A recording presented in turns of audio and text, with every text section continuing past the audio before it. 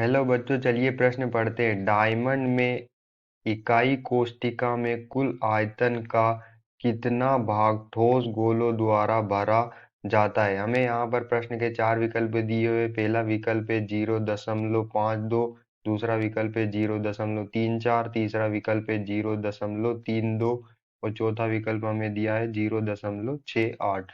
अब हम यहाँ पर प्रश्न की मुख्य अवधारणा की बात कर लेते हैं। तो हमारे प्रश्न की जो मुख्य अवधारणा होगी, डायमंड में जो इकाई सेल में डायमंड की इकाई सेल में परमाणुओं की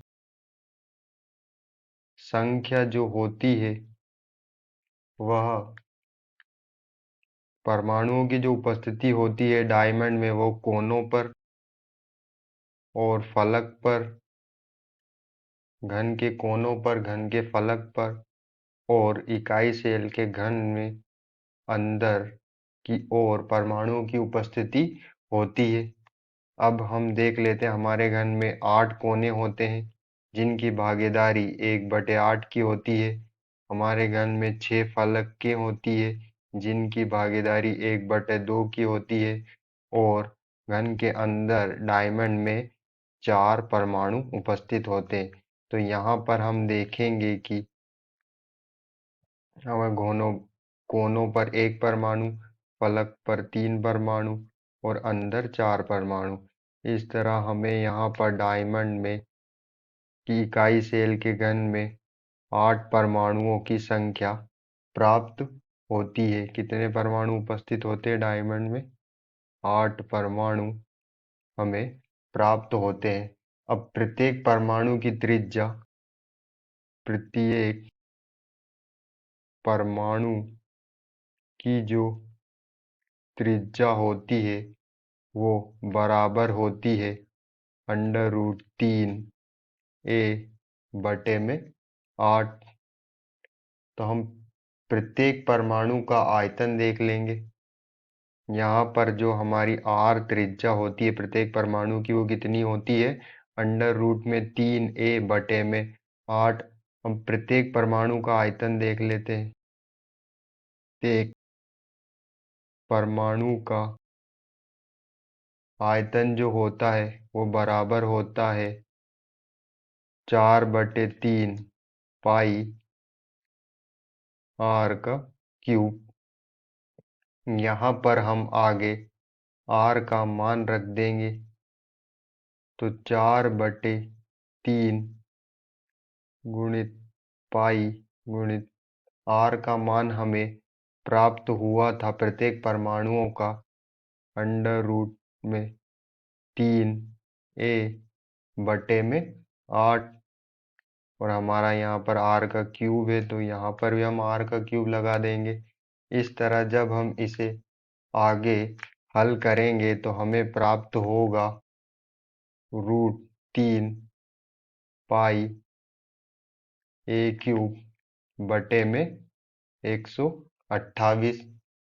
अब कुल परमाणुओं द्वारा, प्रत्येक परमाणुओं द्वारा घेरा गया आयतन हमें ये प्राप्त हुआ। तो कुल परमाणुओं द्वारा घेरा गया आयतन क्या होगा, हम देख लेते हैं।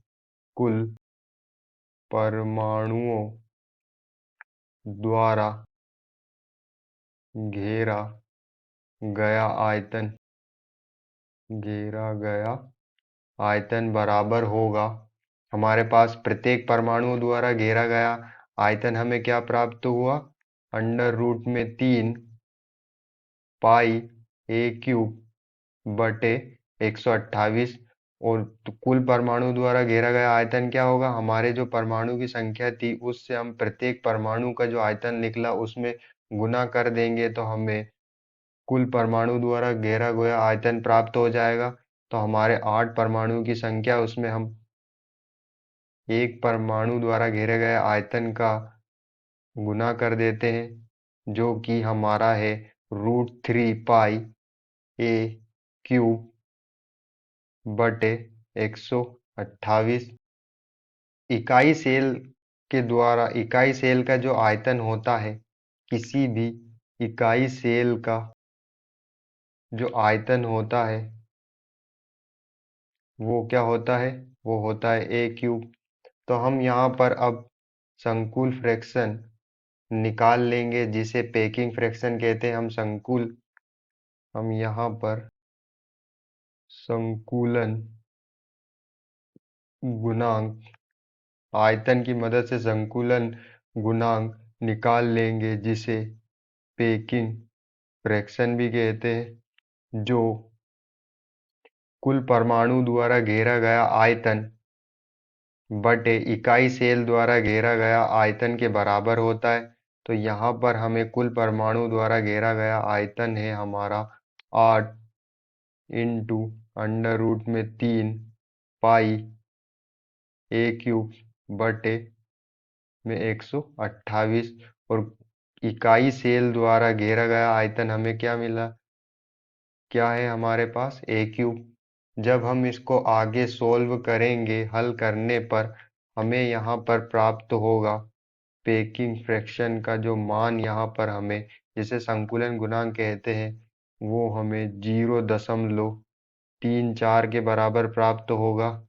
तो यही जो होगा हमारा, क्या होगा? आयतन होगा, कुल आयतन का कितना भाग ठोस गोलों द्वारा भरा जाता है। तो यही हमारा जो ठोस गोलों द्वारा भरा हुआ आयतन होगा, जो हमें कितना प्राप्त हुआ? 0.34। तो हम अपने ऑप्शन चेक कर लेते हैं। हमें यहाँ पर दूसरा ऑप्शन बी दिया हुआ है 0.34। तो यही हमारा आंसर होगा। आशा करते हैं आप सभी को समझ में आया होगा। धन्यवाद।